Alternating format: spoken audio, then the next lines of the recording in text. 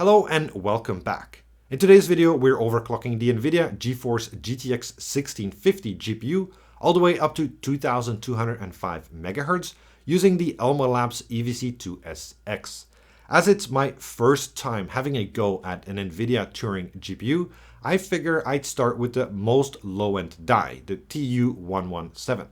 Of course, the information and knowledge gained from my SkatterBencher video from a couple of weeks ago with the GT1030 really helped me get started with the 1650 as well. Anyway, I hope that you enjoyed the video. Let's get started.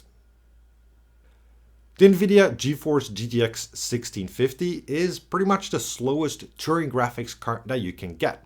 It was launched on April 23, 2019, about a year and a half after the launch of the RTX 2080 Ti graphics card. The GeForce 16 series is unusual. Typically, all products of one GPU architecture are included in one product series. However, due to the lack of ray tracing capabilities, the GTX Turing products are not included in the GeForce 20 series with the RTX Turing products. About 1 year after the original GTX 1650, NVIDIA launched a GDDR6 version featuring the faster 12 gigabits per second GDDR6 memory. In June 2020, NVIDIA announced a third version of the GTX 1650 featuring the TU106 die borrowed from RTX 20 series graphics cards like the RTX 2070. While the TU106 die comes with NVIDIA Tensor and RT cores, these parts of the GPU are fused off when used for a GTX 1650 graphics card. Our card uses the original TU117 die and GDDR6 memory. The GeForce GTX 1650 with GDDR6 is built on the TSMC 12nm process and houses 896 CUDA cores. It comes with a base clock of 1410 MHz and a boost clock of 1590 MHz. The 4GB GDDR6 variant has the memory clock in at 1500 MHz. The graphics card power is limited to 75 watt.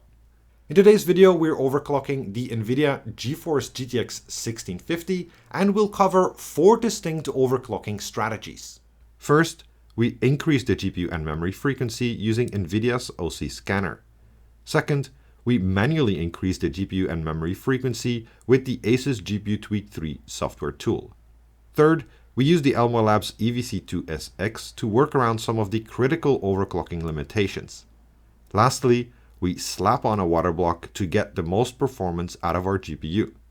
But before we jump into the overclocking, let's first have a look at the hardware and the benchmarks that we'll be using in this guide. Along with the Inno3D GeForce GTX 1650 GDDR6 Twin X2 OC graphics card, in this guide we use an Intel Core i9-12900KF processor, an ASUS ROG Maximus Z690 Apex motherboard, a pair of generic 16GB DDR5 Micron memory sticks, a 512GB Aorus M.2 NVMe SSD, an Antec HCP 1000W Platinum power supply, a Noctua NH-IL9i 1700 Chromax black heatsink, the ElmorLabs EasyFan controller, the ElmorLabs EVC2SX, the ElmorLabs power measurement device, and EK Pro QDC Kit P360 water cooling, as well as a generic universal GPU water block. All this is mounted on top of our favorite open bench table V2. The cost of the components should be around $3,361. We use Windows 11 and the following benchmark applications to measure performance and ensure system stability. Before we start any overclocking, of course we need to check the performance at default settings. Please note that this particular Inno3D GTX 1650 has slightly higher base and boost frequencies compared to the NVIDIA specification of the GTX 1650. Also, the boost topic is a little bit convoluted and we'll dig into that in a second. Here's the benchmark performance at stock. When running Firmark GPU stress test, the average GPU clock is 1544 MHz with 0.750 volts, and the GPU memory clock is 1500 MHz with 1.35 volts. The average GPU and GPU hotspot temperatures are 61.2 and 73.2 degrees Celsius. The average GPU power is 74.805 watts. When running the GPU-Z render test, the maximum GPU clock is 1965 MHz with 1.013 volt. Now let's jump into the overclocking. But first, let's have a closer look at the NVIDIA GPU Boost 4.0 technology. Understanding how this technology works will be important to understand how we can extract more performance from our graphics card. With the release of the Turing graphics cards on September 20, 2018, NVIDIA also introduced GPU Boost 4.0.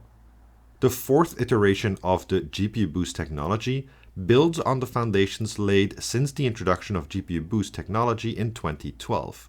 I already have a video up on this channel detailing the brief history of NVIDIA GPU Boost technology, so I won't cover the details this time around.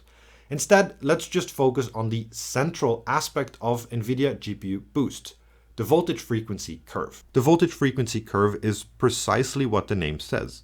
It's a curve that describes the relationship between a frequency and the voltage required to run that frequency. The NVIDIA Turing GPU has 128 distinct, individually adjustable points on its voltage frequency curve. With each step, the voltage increases by 6.25 mV.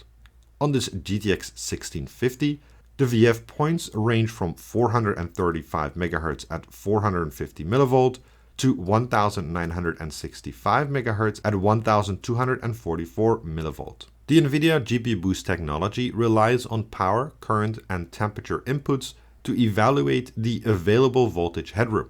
It then uses the voltage frequency curve to select the appropriate performance point for a given situation. You can adjust the power, temperature, and voltage limits when overclocking. However, overclocking NVIDIA GPUs is not a matter of simply overriding those limits. In fact, while NVIDIA allows for customization for each of these limits, the limits are still very conservative. For example, the power target on this GTX 1650 is set to its TDP of 75 watt. NVIDIA offers customization, but only between 60% and 100% of this target. In other words, we cannot increase the power limit. The temperature target can also be customized from the default value of 83 degrees Celsius to a minimum of 65 degrees Celsius and a maximum of 90 degrees Celsius. The GPU voltage can also be customized from 0% to 100%. The voltage in particular deserves our special attention. Since GPU Boost 2.0, NVIDIA defines two voltage limits for our GPU: the reliability voltage, VREL, or the maximum overvoltage, Vmax. The reliability voltage, VREL, is the highest voltage NVIDIA deems safe for use during the product warranted period. The maximum overvoltage, Vmax, is the highest voltage NVIDIA allows for the GPU beyond the reliability voltage. While NVIDIA claims this overvoltage will impact GPU lifespan, it accepts that board partners and customers may be willing to take that risk. NVIDIA allows board partners to enable the voltage range up to Vmax for their customers in the vBIOS and enable customers to set voltage up to Vmax after acknowledging the risks. The GPU voltage option available in overclocking software represents the scale of overvoltage. 0% means no overvoltage allowed, and 100% means maximum overvoltage allowed. Figuring out the VREL and Vmax of your card is not easy. However, it can be estimated by checking the GPU voltage during a light 3D workload like the GPU-Z render test. For my GTX 1650, I find the reliability voltage is around 1 volt and the maximum overvoltage is 1.05 volt. In other words, despite our voltage frequency curve going all the way up to 1244 mV, the highest point on the voltage frequency curve used by the GPU Boost algorithm is 1050 mV. Okay, now that we understand how NVIDIA GPU Boost 4.0 technology works, let's get overclocking. In our first overclocking strategy, we will use the NVIDIA OC scanner to automatically overclock our GPU. The NVIDIA OC Scanner is part of the GPU Boost 4.0 toolset introduced with the Turing architecture in 2018. OC Scanner helps end users automatically find the optimal overclocking settings. Using an NVIDIA-designed workload, the OC Scanner focuses on 5 distinct points on your GPU's voltage frequency curve and stress tests those. After finding the maximum stable frequency for a given voltage at each of the 5 points, the final voltage frequency curve is interpolated between those points. To run OC Scanner, you can use any software tool that supports this function. In our case, we use the Asus GPU Tweak 3 software tool. Upon opening the Asus GPU Tweak 3 tool, click the OC Scanner button. Click on Advanced Settings. Set temperature target to 90°C. Set power target to 100%. Set voltage target to 100%. Click Save. Click Start. After the OC Scanner finishes, click Apply to confirm the overclocked settings. We rerun the benchmarks and check the performance increase compared to the default operation. For an automatic overclocking function, the performance increase is entirely free. Overall, the performance increase is not very impressive as it ranges from 0.63% in CSGO to 2.55% in Geekbench 5 Vulkan.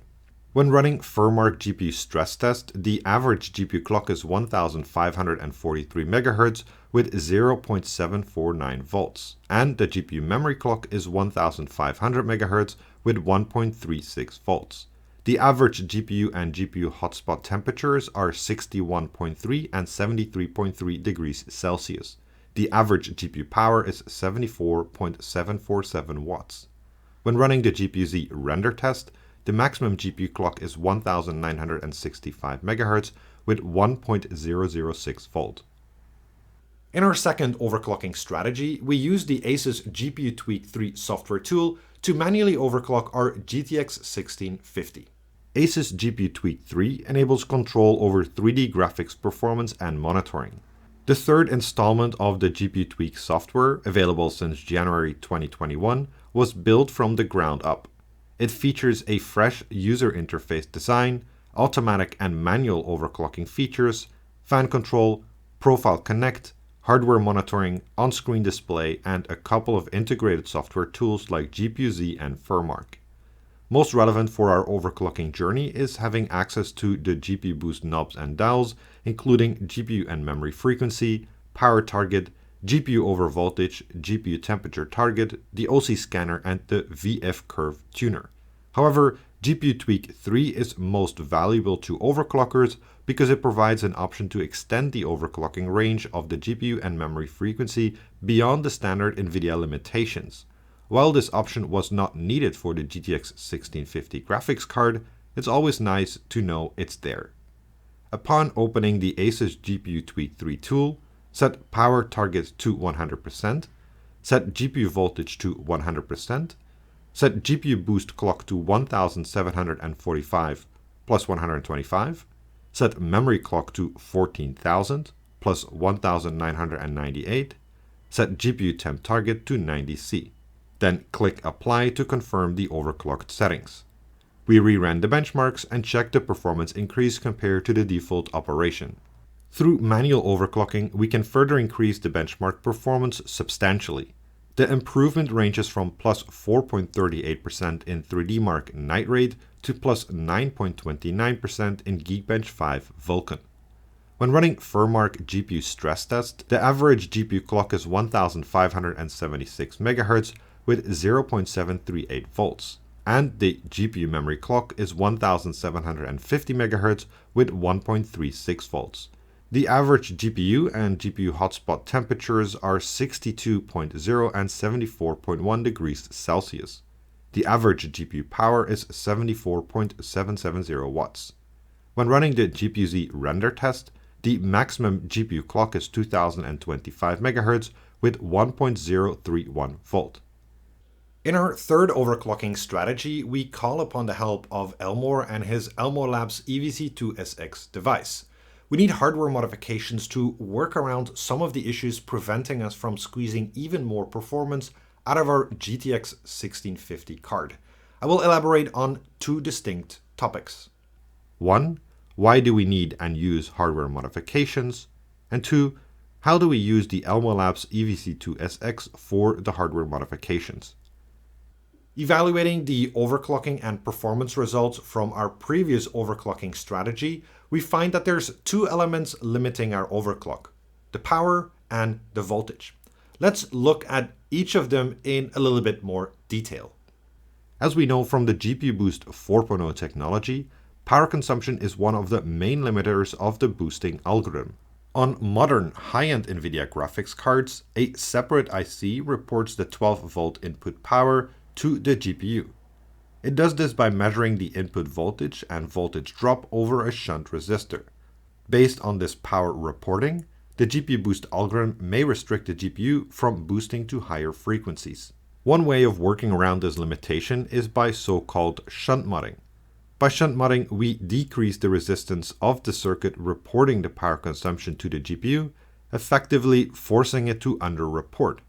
A second way to work around the power limitation would be to adjust the power limits in the GPU VBIOS. In the past, enthusiasts would be able to reverse engineer the BIOS files, modify the power limits, then flash the graphics card with a new VBIOS. Unfortunately, since the Maxwell generation of NVIDIA graphics cards, it's been nearly impossible for enthusiasts to flash a custom VBIOS to their graphics card. So, unless an AIB partner provides you with a modified VBIOS, this is no longer an option. A third way to work around this is by having a highly efficient VRM. An efficient VRM will require less input power for a given GPU power, and thus allow for slightly more GPU power within the restricted input power. On some low-end graphics card, there is simply no IC that reports back the input power to the GPU. And that's the case on this Inno3D graphics card. So if there's no power reporting back to the GPU, how does the boosting algorithm figure out what's the current power consumption? We don't know for sure, but one theory is that the GPU has an internal mechanism to estimate the power consumption. The process is not that complicated if we know the following equation. Power equals voltage times current. The GPU can estimate the voltage based on its voltage frequency curve, as it knows which voltage it's requesting from the voltage controller. The GPU can also estimate the current based on GPU load, GPU frequency, memory frequency, and memory controller load. Essentially, it can evaluate how many transistors are active at a given time. Now that we have a better understanding of why the power consumption is relevant and how the graphics card is estimating the power consumption, we can try to come up with some ideas on how to work around this challenge. Shunt modding is not possible because there's no shunt resistor. Modifying the VBIOS and overriding the power limits is not possible due to the strict limitations from NVIDIA. Manipulating the current estimate is not possible, as the GPU or GPU driver takes care of that. Manipulating the voltage is a possibility, as the GPU uses the requested VID in the power evaluation, not the actual voltage, and the voltage controller does not report the actual voltage back to the GPU. With our hardware modification, we gain full control over the output voltage, regardless of which performance point the GPU Boost algorithm selects on the voltage frequency curve. With this control, we will increase the frequency of a point on the curve with a low voltage, for example 0.65 volt. While the GPU Boost algorithm will think the voltage is 0.65 volt, the actual output voltage will be controlled directly to support a higher overclocked frequency. As the algorithm bases the internal power consumption estimate on the voltage associated with the VF point, a low voltage will result in a lower power estimate. We can use the reported power consumption to estimate the actual power consumption. If the reported power consumption is 71 and the requested voltage is 0.65 volt, then the estimated power consumption with 1.1 volt would be 70 watt divided by 0.65 volt multiplied by 1.1 volt, so about 118.46 watts. As I mentioned earlier in this video, NVIDIA actually defines a maximum overvoltage for the GPU. So if we want to use higher voltage than that NVIDIA-defined maximum overvoltage, hardware modifications is the only way to do it. Fortunately for us, the voltage controller does not report back the actual voltage to the GPU, meaning that we are free to increase the voltage as high as we please using hardware modifications. Now that we understand the hardware modifications need and purpose, let's get started. On this graphics card, I will do two hardware modifications. The first modification is for the GPU voltage controller, and this will help address the power and voltage limitations we discussed before. The second modification is for the memory voltage controller, which hopefully will provide us with additional overclocking headroom for the memory. First up is the GPU voltage controller. We identified the UPI semiconductor UP9529P as the GPU voltage controller. While we can't find the exact matching datasheet, we can find the UP9529Q datasheet on UPI's website. Regular viewers will remember that this is one of the controllers we looked at in SkatterBencher number 40 with the GT1030. The UPI semiconductor UP9529P supports NVIDIA's Open VRAC Type 3i Plus with PWM VID interface and other advanced features. For this guide, however, we will focus on the singular goal outlined in the situation analysis segment: be able to manually increase the voltage output. In the datasheet, we find a typical application circuit where we can trace back Vout via the DRMOS to PWM 1, 2, and 3 of the voltage controller. DRMOS stands for driver and MOSFET, and Intel actually wrote the DRMOS 1.0 specification in 2004. DRMOS integrates the driver and power FETs in one chip instead of having several chips on the motherboard. PWM 1, 2, and 3 stand for phase 1, 2, and 3 PWM output. The voltage controller outputs a PWM logic signal to the external MOSFET driver via these pins. In the functional block diagram, we find that the difference between the reference input voltage, ref in, and feedback voltage, FB, drives the PWM control logic. Essentially, the voltage controller aims to have the reference voltage input equal to the sensed output voltage. Suppose the reference input voltage is higher than the feedback voltage. In that case, the voltage controller will try to increase the output voltage. Or suppose the reference input voltage is lower than the feedback output voltage. In that case, the voltage controller will try to decrease the output voltage. That offers us two ways to adjust the output voltage: adjust ref in or adjust FB. In the functional description section, we find a more detailed overview of the PWM VID structure, which configures ref in. The figure shows that VREF, ref adjust, and VID affect the ref in voltage. In short, a boot voltage is set by resistors R2, R3, R4, and R5 from the 2-volt reference voltage VREF. This voltage can dynamically be adjusted by a ref adjust output, which is determined, in this case, by the VID. The VID is, of course, controlled by our GPU and its GPU boost algorithm. In the typical application diagram, we can see the feedback voltage, FB, connects to the voltage output, Vout, with two resistors serving as voltage dividers. However, when we check the physical PCB, we only find one resistor. To make a long story short, while the voltage controller supports using the feedback circuit as a voltage divider, it is used for voltage sense in this particular implementation. This is not uncommon when the voltage is controlled using the ref-in method. In fact, we saw the same with our GeForce GT1030 from SkatterBencher number 40. So what are our options to manually adjust the reference input voltage? Let's check in with Ohm's law. Voltage equals current times resistance. We can replace any of the four aforementioned resistors with a different resistor. Reducing the resistance of R2 or R3 would increase the ref-in, whereas lowering the resistance of R4 or R5 would decrease the ref-in. Instead of replacing the resistor, we can add a variable resistor parallel with any of the four mentioned resistors, which will effectively decrease the resistance of that resistor. That is the typical approach for hardware modifications, as we can use a variable resistor to change the voltage on the fly. We can inject a current at the ref-in point, which increases the voltage to ref-in.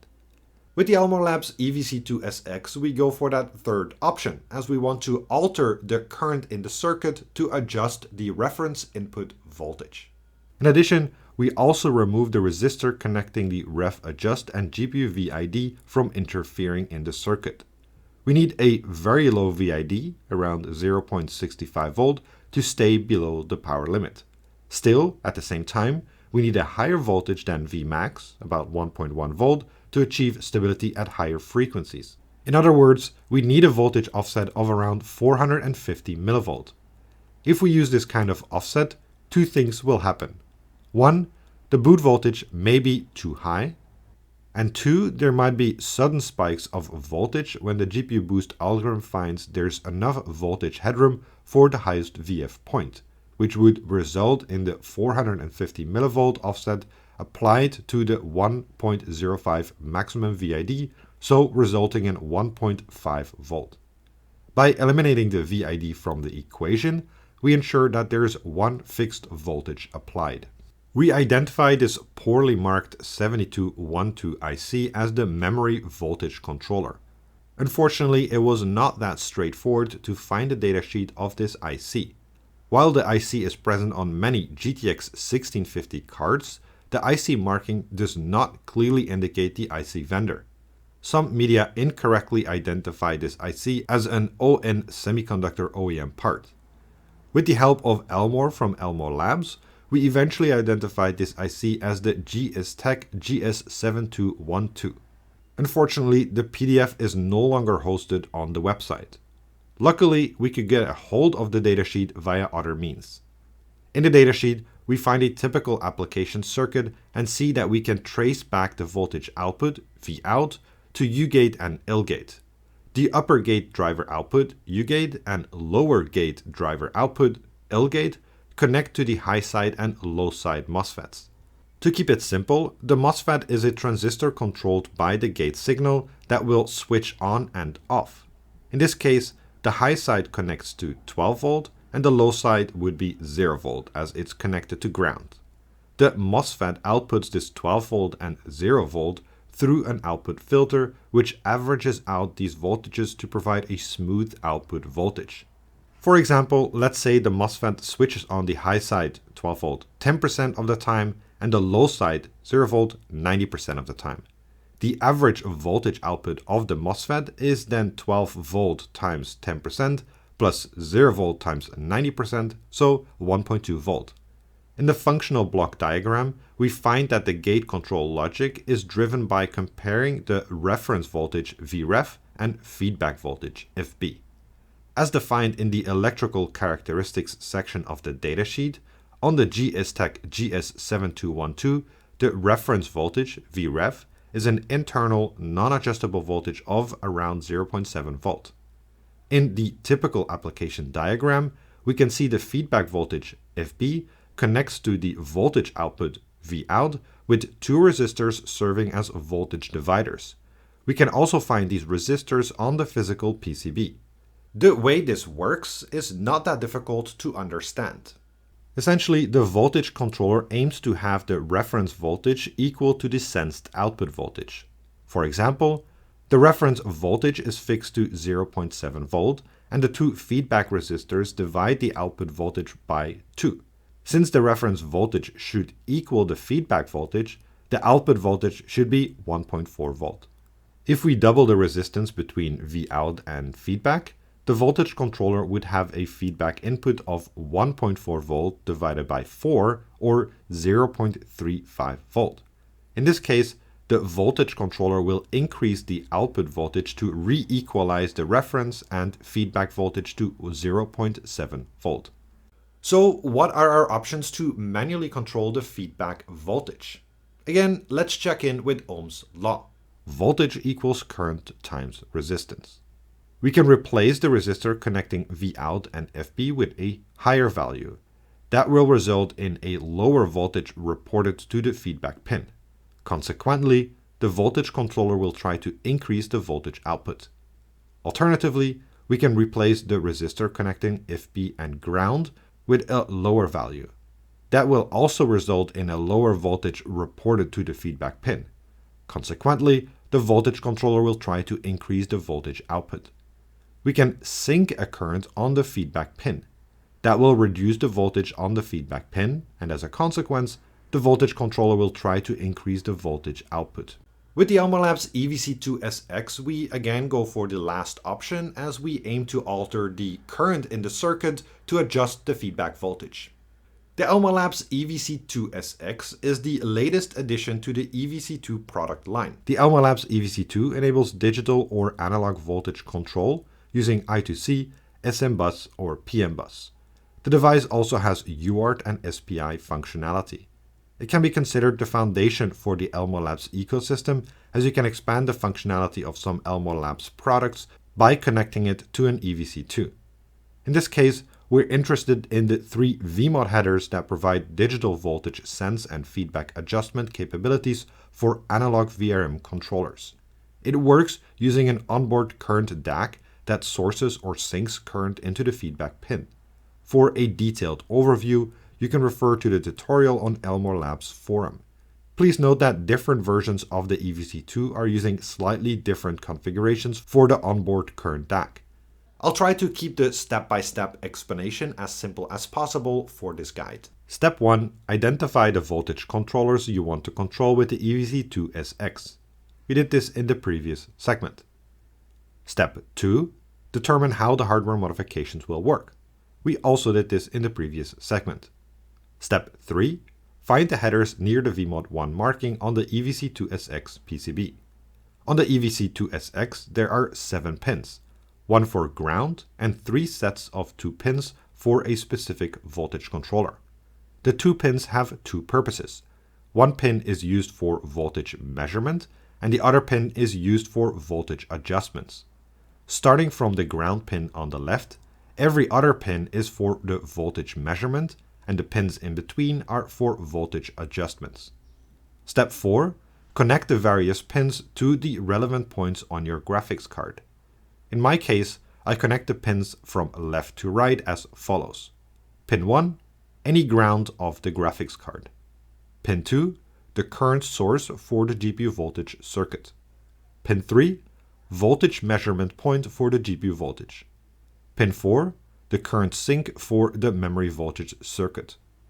Pin 5, voltage measurement for the memory voltage. Step 5.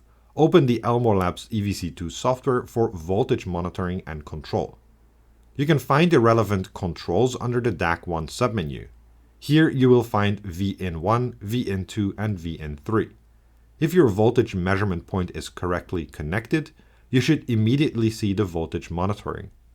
You can adjust the number of microamps sunk or sourced from the connected voltage controller by the drop-down menu options. As I explained in the previous segments, we are sourcing current on the ref-in pin for the GPU voltage hardware modification. That means we can increase the voltage by using positive values. Conversely, we are sinking current on the FB pin for the memory voltage hardware modification. That means we can increase the voltage by using negative values. Please be aware that any changes in these drop-downs can cause permanent damage to your hardware, so be very careful when adjusting the voltages. I suggest taking the following precautions. Every time you want to adjust the voltage, always start with the smallest step up or down. That allows you to double check if the voltage monitoring works correctly and confirm the step size of the voltage adjustment. Increase the voltage step by step to ensure the voltage increases as you expect. While the EVC2SX provides a great function, it does not always have fine-grained voltage control. So the step size might not always be ideal. In my case, I saw a 100 mV step increase in GPU voltage. Upon opening the ElmorLabs EVC2 software, access the DAC1 section. Set VN1 to 10 microamps. Set VN2 to 0 microamps. Click Apply. Then open the Asus GPU Tweak 3 tool. Set power target to 100%. Set GPU voltage to 100%. Select all VF points from 925 mV. Click Align Points Up. Click Move Points Up until the VF point reaches 2059 MHz. Click Apply. Select all VF points between 618 mV and 925 mV. Click Align Points Up. Click Move Points Down until the VF point reaches 1861 MHz. Click Apply. Click Close to leave the VF Tuner feature. Set memory clock to 14,000 plus 1998. Set GPU temp target to 90C. Then click Apply to confirm the overclocked settings. We reran the benchmarks and checked the performance increase compared to the default operation. Unfortunately, as you'll see from the firmware results in a second, the standard air cooler does not provide much thermal headroom when the GPU is fully loaded. While we can increase the voltage to 0.98 volt in firmware, this is lower than the standard maximum overvoltage allowed by NVIDIA. Consequently, the additional overclocking headroom in non-power limited applications is limited. Also, as expected, by alleviating the power limit issue, we see the most prominent performance gain of plus 19.61% in firmware 1080p, which is the most power-hungry benchmark in our test suite. When running firmware GPU stress test, the average GPU clock is 1860 MHz with 0.98 volts, and the GPU memory clock is 1750 MHz with 1.392 volts. The average GPU and GPU hotspot temperatures are 77.5 and 89.6 degrees Celsius. The average GPU power is an estimated 108.129 watts. When running the GPU-Z render test, the maximum GPU clock is 2055 MHz with 0.936 volt. In our fourth and final overclocking strategy, we use a universal GPU water block and EK custom loop water cooling to squeeze the most performance out of our GPU. Using custom loop water cooling offers two main advantages. One, it has a substantially higher total cooling capacity than the standard air cooler. In other words, it can handle higher total watt. Two, it also has substantially better thermal transfer capabilities, meaning it can dissipate a higher watt per millimeter squared. The first point isn't that important as the GTX 1650 consumes barely any power even when heavily overclocked. The second point is more relevant. Looking at the firmware result from our previous overclocking strategy, clearly our air cooler cannot transfer the heat sufficiently fast enough from the die to the heatsink fins. Generally, you'd describe this aspect of the thermal solution in terms of watt per millimeter squared. A liquid cooling solution with highly optimized thermal transfer can achieve around 2 watt per millimeter squared. However, most of the time, a typical liquid cooling system will hover around 1.5 watt per millimeter squared. The die size of the TU117 GPU used for this GTX 1650 is 200 millimeter squared. With a base maximum power consumption of 75 watt, we're unlikely to surpass 1 watt per millimeter squared even with extreme overvoltage. With standard air cooling, we can only increase the GPU voltage to 0.98 volt. That results in a firmware maximum GPU temperature of almost 90 degrees Celsius, near the maximum rated temperature. We hope that the improved cooling creates so much additional thermal headroom that we can substantially increase the voltage, creating extra frequency headroom. Unfortunately, the VRM of this graphics card is quite weak, so we run into safety protections quite quickly. If we run firmware with a voltage of 1.1 volt or higher, the overcurrent protection kicks in and the graphics card just shuts down. While there are ways to do hardware modifications to work around the overcurrent protection, considering that this is quite a low-end VRM, I decided not to do that. So the final result of our water cooling test is that while our temperatures drop by about 30 degrees Celsius under load, an underpowered VRM is critically limiting our voltage headroom. While we can further increase the GPU voltage by 100 mV to 1.082 volt, the limited additional voltage limits our potential overclocking headroom to about 100 MHz. The colder temperatures are helping the memory controller run a little bit more stable. As a result, we can further increase the memory frequency to 1812.5 MHz with a small voltage bump. Upon opening the ElmorLabs EVC2 software, access the DAC1 section. Set VN1 to 20 microamps. Set VN2 to -10 microamps. Click Apply. Then open the Asus GPU Tweak 3 software tool. Set power target to 100%. Set GPU voltage to 100%. Enter the VF tuner feature. Select all VF points from 937 mV. Click Align Points Up. Click Move Points Up until the VF point reaches 2119 MHz. Click Apply. Select all VF points between 618 mV and 937 mV. Click Align Points Up. Click Move Points Down until the VF point reaches 1965 MHz. Click Apply. Click Close to leave the VF tuner feature. Set memory clock to 14,500 plus 2,498. Set GPU temp target to 90C. Then click Apply to confirm the overclocked settings. We reran the benchmarks and checked the performance increase compared to the default operation. With the additional voltage headroom and increased GPU and memory frequency, we see a significant increase in performance across the board. The performance increase ranges from plus 11.41% in 3DMark Night Raid to plus 24.90% in FurMark 1080p.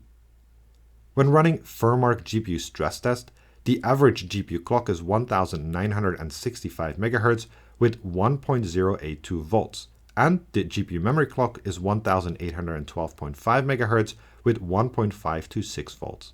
The average GPU and GPU hotspot temperatures are 45.8 and 61.6 degrees Celsius. The average GPU power is an estimated 117.62 watts. When running the GPU-Z render test, the maximum GPU clock is 2115 MHz with 1.032 volt. As a second part of our final overclocking strategy, we will try to see what kind of a performance we can squeeze out of our graphics card if we completely ignore FurMark as a stability test requirement. Running FurMark at higher voltages causes some safety protections to kick in quite quickly.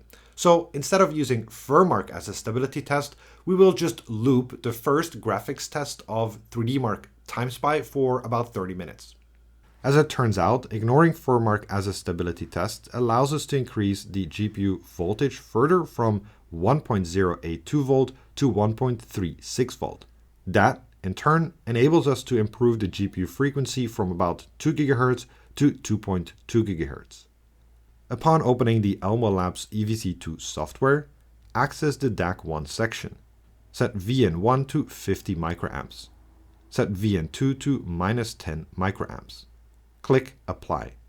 Upon opening the Asus GPU Tweak 3 tool, set power target to 100%. Set GPU voltage to 100%. Enter the VF tuner feature. Select all VF points from 662 mV. Click Align Points Up. Click Move Points Up until the VF point reaches 2209 MHz. Click Apply. Click Close to leave the VF tuner feature. Set memory clock to 14,500 plus 2,498. Set GPU temp target to 90C. Then click Apply to confirm the overclocked settings. We reran the benchmarks and checked the performance increase compared to the default operation. With a 2.2 GHz GPU frequency, we see the best performance in all our benchmarks. The performance increase ranges from plus 15.26% in CSGO to plus 24.72% in Spaceship. We also quickly ran the 3DMark TimeSpy and Night Raid benchmarks for the 3DMark leaderboards, and the 2.2 GHz GTX 1650 puts us at the top of the leaderboards. When looping 3DMark TimeSpy Graphics Test 1 GPU for 30 minutes, the average GPU clock is 2190 MHz with 1.36 volt, and the GPU memory clock is 1812.5 MHz with 1.522 volts. The average GPU and GPU hotspot temperatures are 48.8 and 65.4 degrees Celsius. The average GPU power is an estimated 120.96 watts. When running the GPU-Z render test, the maximum GPU clock is 2205 MHz with 1.344 volt. Alright, let's wrap this up. Just like the GT 1030, which I overclocked a couple of weeks ago, the GTX 1650 is greatly limited by the conservative power and voltage limitations set by NVIDIA. However, unlike with the GT 1030, once I worked around those limitations, the 1650 seemed to greatly benefit from water cooling. And that's of course because on this particular graphics card, the thermal solution isn't that high end. Also, the VRM isn't that high end, and once I started running FurMark with higher voltages, some of the safety mechanisms kicked in and shut the graphics card down. I think that if I had picked a 1650 with a better VRM solution, maybe I could have gotten some higher overclocking results. If we ignore FurMark as a stability test requirement, I could get the card up to 2.2 gigahertz, and the GPU temperature under load was below 50 degrees Celsius. To me, that tells me that there's probably still some overclocking headroom left if I was able to use even higher voltages. Also, the 2.2 gigahertz put me at the top of the 3Mark leaderboards, so that's nice. The difference between a FurMark limited overclocked settings and disregarding FurMark as a stability requirement is about 5%. And that difference got me thinking about the GPU boost overclocking knobs. I think that if we'd have a couple of additional options or features, we'd be able to much better customize our overclocking configuration. For example, if we'd have a feature like AMD's Curve Optimizer, we would be able to undervolt our NVIDIA GPU and essentially use less voltage for a given frequency. And that may help us to boost to higher frequencies under load with the standard air cooling. Maybe a feature like Intel's AVX offset would allow us to configure a aggressive overclock for, let's say, gaming workloads, and then a very conservative overclocking profile for these power virus applications like FurMark. Maybe also a feature like AMD's OC mode would allow extreme overclockers to just set a fixed frequency and a fixed voltage and disable all the other power efficiency and boost technology features. Of course, it would also be nice if we'd be able to manually override the maximum overvoltage, but I can see why NVIDIA would have some issues with that. Anyway, that's all for today. Thank you very much for watching, and I also want to thank my Patreon supporters for the support. If you want to read through my OC settings, I'll also put up a written version of this video on my blog, so you can find the OC settings there, as well as the performance results, and if you just want to casually read through it. If you want to see more overclocking guides, feel free to subscribe. I will put out more videos in the coming months, as there will be some new CPU and GPU releases in the next couple of months. Anyway, that's it for today. Have a nice one.